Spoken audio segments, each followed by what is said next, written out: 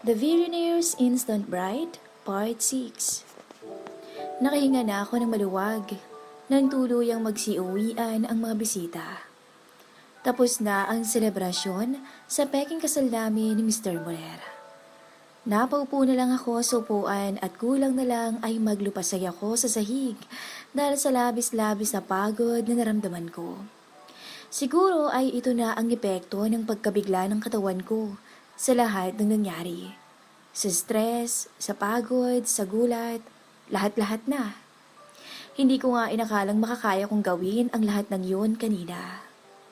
Isinuko ko pa yung first kiss ko. Iba talaga ang nagagawa ng takot sa isang tao. Well, mas pipiliin ko pang isakripisyo ang halik ko kaysa sa mismo magiging kinabukasan ko at ng pamilya ko. You did well. Sambit ni Mr. Muller sa akin na nasa tabi ko lang. Give me your bank details later. And I will wire you the partial payment. Dagdag niya bag sumandala sa upuan. Pero wag mo munang isipin yun ngayon. We still have to find a way to escape my lolo. Napatungo ako sabay tingin sa mesa kung nasaan ang lolo ni Mr. Muller. Kasalukuyan nitong kausap ang mga nagpapanggap kong mga magulang. Hinihintay na lang namin na matapos sila sa kung anuman ang pinag-uusapan nila. Hindi na rin namin kailangan pang mabahala dahil sabi ni Mr. Muller ay trained actors and actress ang mga yon. Have you thought of an excuse already? Tanong nito sa akin. Ang tinutukoy niya ay kung ano ang sasabihin ko sa mga magulang ko dahil kailangan kong manatili sa pamamahay niya ng ilang araw hanggang sa bumalik lang ng Europe ang lolo niya at makuha niya ang money niya rito. Yes sir, sagot ko sa kanya. Sasabihin ko na lang po sa mga magulang ko na na-hire ako sa kumpanya niyo. At ang rason kaya hindi ako makakauwi agad ay dahil urgent ang hiring niyo at kailangan na magsimula agad. Paliwanag ko at nakita ko ang pagsilay ng ngisi sa labi niya. Good. Mukhang pwede ka rin sa ganitong linya ng trabaho, Miss Christine. Anino pa bago ako tiningnan sa aking mga mata. It seems like you're also good at lying to people. Hindi ako agad nakasagot. Gusto ko sanang sabihin sa kanya na hindi ako katulad niya. Pero sa ginagawa ko ngayon ay wala na kaming pinagkaiba. Sa totoo lang ay nagigilty ako sa ginagawa namin. Pero kaya kong tiisin yun. Masiguro ko lang na mabibigyan ko ng magandang kinabukasan ang pamilya ko. Lalo na ang mga magulang ko na halos buong buhay nang nakalubog sa kahirapan. If lying would take me closer to my dreams, sir, then pipiliin kong mamuhay sa kasinungalingan. Sagot ko na lang sa kanya bago ko naikuyom ang kamay ko. Hindi ko mapigilan ang pagbigat ng nararamdaman ko. Naninikip ang dibdib ko sa naging kapalaran ko sa Maynila. Hindi ganitong trabaho ang gusto ko, pero ito ang binigay sa akin. Ano? Hindi ito ibinigay.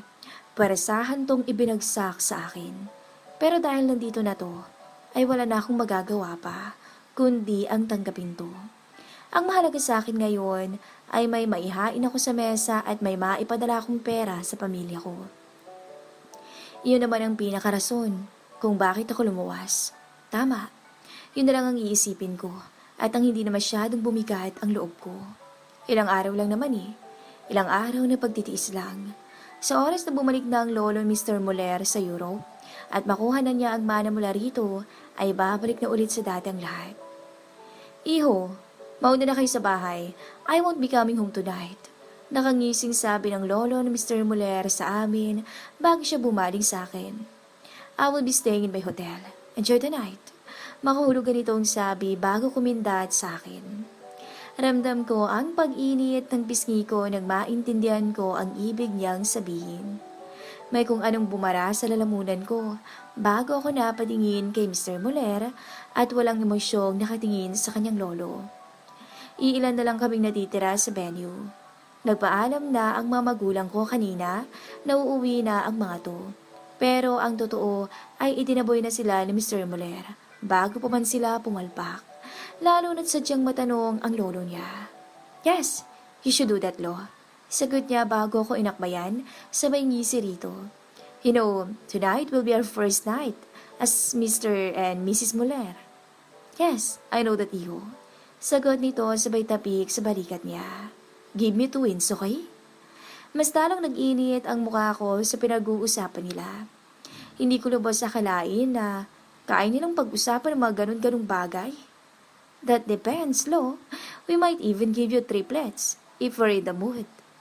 Natawa ang matanda sa sagot ng lalaki. Hindi ko napigilan ng sarili ko at marahan ko siyang siniko. Uriel, ano ba? Nakangusong saway ko sa kanya. Sobrang lakas pa ng kabog ng dibdib ko dahil tinawag ko siya sa pangalan niya. Pero kailangan kong gawin yun para mas kapani-paniwala ang pagpapanggap namin. Nakakaya sa lolo mo. It's okay, iho. That's to be expected. Nakangiting sagot pa ng matanda. Ano pa bang gagawin ng mag-asawa sa unang gabi nila, di ba? Hindi ko nga maintindihan kung bakit hindi kayo nag-set ng honeymoon niyo. Hilaw akong napangiti at peking tumawa. Busy po kasi si Uriel, and it would be impractical kung aalis na lang kami basta-basta when we still have tons of work to do. Sagot ko sa kanya. But he did promise to fly me to Bali for our honeymoon as soon as he finishes her workload. Dagdag ko pa bago pa simpleng nilingon si Mr. Moller dahil hindi niya ako sinabihan na sabihin yon. Yes, that makes sense. O siya, mauna na kayong umuwi. I'll go home after you. Sambit ito at naramdaman ko na lang ang paninigas ng braso ni Mr. Moller. Nang tinan ko siyang muli, ay nakita ko ang saglit na pag-igting ng panga niya. Wala rin kasi sa plano ang isama niya ako pabalik sa bahay niya. Okay, Lolo. Alis na kami at late na rin. Mabilis na sagot nito. My wife's probably tired right now. Balambing nitong sabi bago siya tumingin sa akin at matamis na humiti. Pero alam kong sa likod ng ngiting yun ay ang nagpupuyos niyang inis at galit dahil mukhang hindi umaayon sa plano niya ang mga nangyayari. Kung okay lang po sa inyo, Lolo, mauna na po kami, sambit ko. Ang napag-usapan kasi namin ay mananatili muna ako sa isang hotel at doon na magpapalipas ng gabi. Kinabukasan ay maaga akong aalis para umuwi sa probinsya namin para kumbinsihin ang mga magulang ko na mayroon na akong trabaho at kailangan ko nang manatili sa Maynila sa lalong madaling panahon. Pero sa nangyayari ngayon, mukhang mahihirapan kaming gawin yun dahil mukhang tutok ang lolo niya sa aming dalawa. Yeah, sure. You should go at nang masulit niyo ang unang gabi niyong dalawa. Let's go. Alok ni Mr. Moller bago bumaba ang kamay niya sa bewang ko. Sabay hila sa akin. Halos manigas ang katawan ko dahil sa mainit niyang kamay na nakahawak sa bewang ko. Tumango lang ako sa kanya at hinayaan ko na siyang tangayin ako. Wala rin siyang nagawa kundi ang pasakayin ako sa limousine dahil nakatingin sa amin ang lolo niya. Pagkapasok ko ay may nakita kong tatlong kalalakihan na kaidaran lang yata ni Mr. Moller. Nakasuot ang mga to ng puting Amerikana. Mukhang kasali rin sila sa seremonya kanina. Hi! Bati sa akin ang medyo singkit na lalaki. At nang umiti ito, ay halos mawala na ang mga mata. Good job back there. Anya at bumungis-ngis pa. You're such a good actress. Segunda naman ang isa na moreno at naka-army cut ang buhok. Hindi talaga maiisip ng iba na nagpapanggap ka lang. Yes, tama siya. Mukhang hindi talaga kami nagkamali na ikaw ang kinuha namin. Sabat naman ang isa na tila pamilyar sa akin. Tingin ko ay nakita ko na tong mga to kung saan. Magandang features ng mukha nito, lalo ng hubog ng panga. Baka kala nyo nakalimutan ko ng kapalpakan nyo. Natahimik silang tatlo at napatingin kay Mr. Moller, nakakapasok lang. You almost ruined everything. Umalingaw-ngaw ang malaki at malalim niyang boses sa loob ng sasakyan. Tila mga tutang takot ang tatlo at mabilis na napayo ko. Doon pa lang ay masasabi ko nang hindi basta-bastang tao si Mr. Moller. Mukhang hindi ito nagbibiro sa mga sinasabi niya sa akin. Siya ang klase ng taong hindi ko basta-basta pwedeng banggain. Well, at least natapos na, di ba? Sagot ng lalaking singkit sabay ngiti ng hilaw. Kayo? Pasigaw kong sambit sabay turo sa kanila. Bigla akong nakalimutan si Mr. Moller dahil sa napagtanto ko. Gusto kong sabunutan ang sarili ko dahil hindi ko agad nakilala ang tatlong lalaking nasa harapan ko. Kayo ang dumukot sa akin, no? Dagdag ko at naniningkit ang mga mata ko. Hindi ko maitago ang inis na nararamdaman ko. Dahil kung hindi dahil sa kanila, wala sana ako sa sitwasyong to ngayon. Kung hindi lang sana sila pumalpak, edi sana hindi hawak ni Mr. Muller ang leeg ko.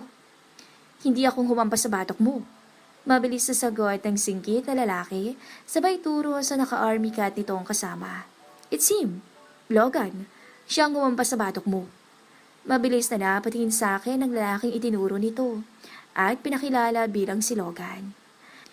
I had to do it. Kasi ang ingay mo eh. Paliwanag niya sabay iwas ng tingin. We didn't want to draw attention, so that's why. Yes, it might ruin us, especially my image.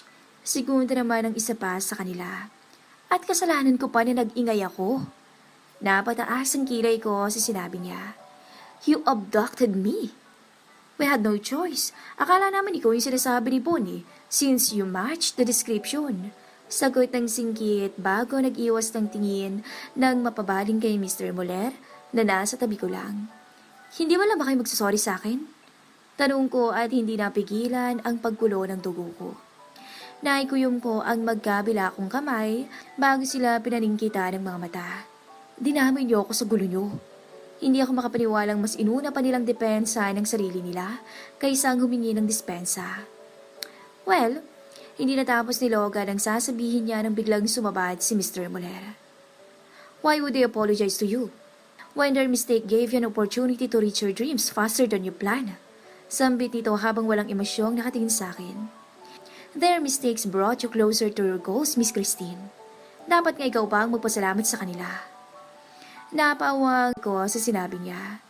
Hindi ako makapaniwalang ganun ang tingin niya sa sitwasyon.